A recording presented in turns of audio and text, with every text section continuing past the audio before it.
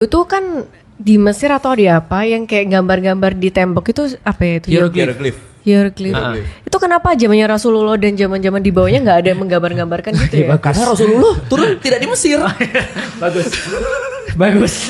Nggak, maksudnya kayak dulu kan ada kepercayaan-kepercayaan itu kita bisa ngeliat dengan langsung kan. Oh ini ada karikaturnya, oh Betul. gambarannya kayak gini. Betul. Kenapa kok pada zamannya Nabi Isa ya, atau Yesus dan lain-lain kayak nggak ada bukti Oke. gambaran? Masa orang nggak terinspirasi mau gambar mereka gitu? Terinspirasi.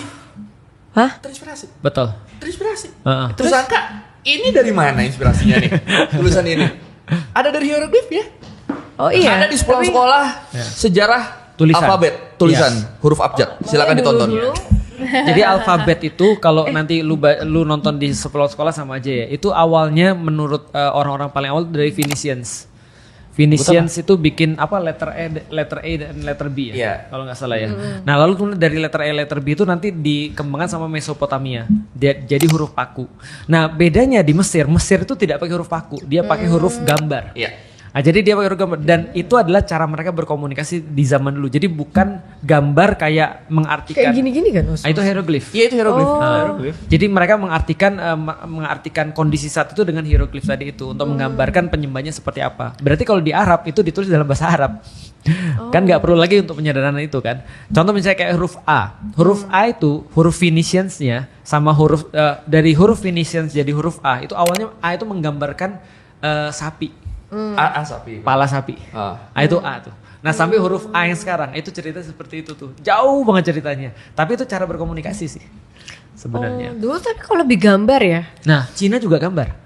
Iya, kayaknya banyak Iya, sejarah Cina tuh juga. gambar. Iya, tapi kenapa zamannya ya khusus zamannya Yerusalem. Siapa? Zamannya nabi-nabian itu. Nabi Muhammad Iya.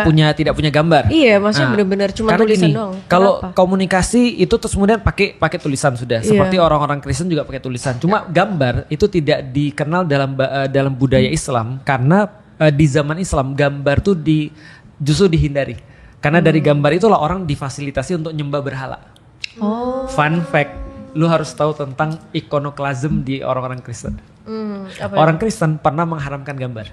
Oh, juga Iya. pernah. Dan Iya lagi. satu gereja dibakar tuh gara-gara ikonoklasm tuh.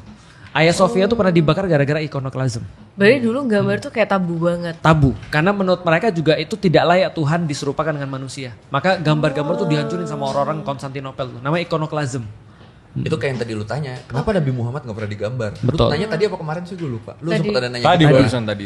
Yaitu agar kita tidak pecah fokus yang harusnya kita Iya. menyembah Allah karena Rasulullah ada bentuknya nanti lama-lama jadi diberhalakan.